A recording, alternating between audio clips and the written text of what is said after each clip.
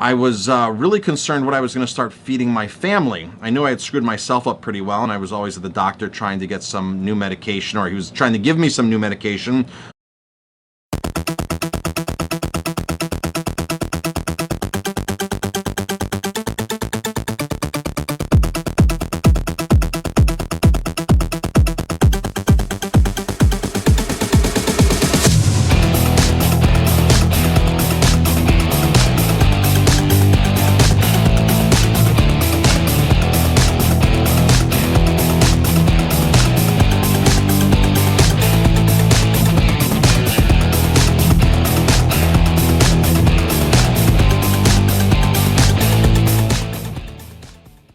Let's see, my name is Marcus Guiliano, and I'm a professionally trained chef. I own a restaurant up in Ellenville, New York, called Aroma Thyme Bistro, Thyme, named after the herb thyme, one of my favorite herbs to cook with. And of course, aromas, after aromas, when we opened 15 years ago, I was into essential oils, so that's how part of the name came about of the restaurant.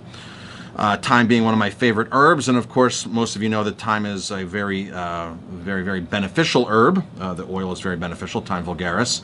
So that's sort of how the name came about. Back in the late 1990s, as a young chef, finishing up through culinary school and through a lot of my apprentices, I started cooking in 1990, and by the mid-90s, I knew our food supply was really just screwed up. The places I was working, the food I was working with, I couldn't fathom how much food was coming into restaurants or hotels and how much food was getting wasted. So by the late 90s, after I got married and my wife was pregnant with our first child, Courtney, I was really concerned what I was going to start feeding my family. I knew I had screwed myself up pretty well, and I was always at the doctor trying to get some new medication, or he was trying to give me some new medication based upon high blood pressure, high cholesterol, or acid reflux, asthmatic my whole life. I was basically a mess in my late 20s because I was eating all this rich food that I was serving to guests who were paying a lot of money for 5-star food at the Broadmoor, at the Greenbrier, and in London at a Michelin 3-star restaurant I was working at.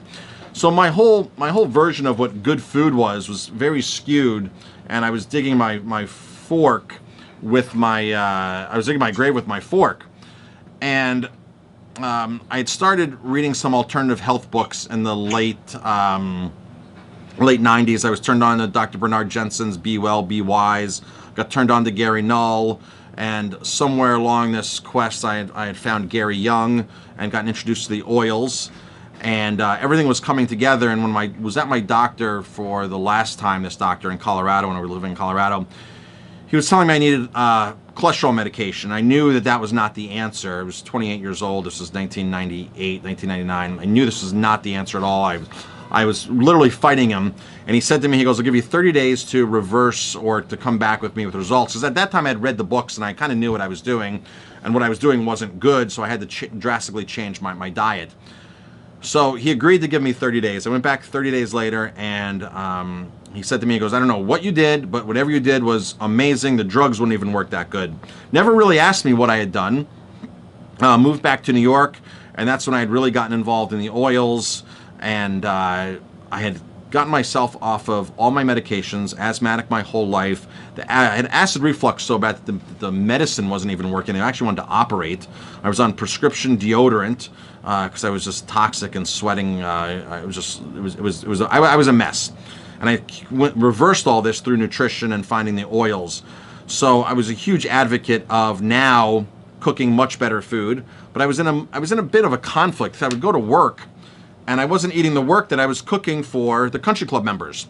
I was bringing my own lunch, on my own dinner, because I knew the food that I was mandated to buy by management because of cost savings or just the food in general was what was originally what had done all my health damages to me to begin with. So in 2002, I said I have to stop this insanity of working for somebody else. I said I must open my own restaurant. And that's when the journey began in 2002. By the end of 2003, we had officially opened.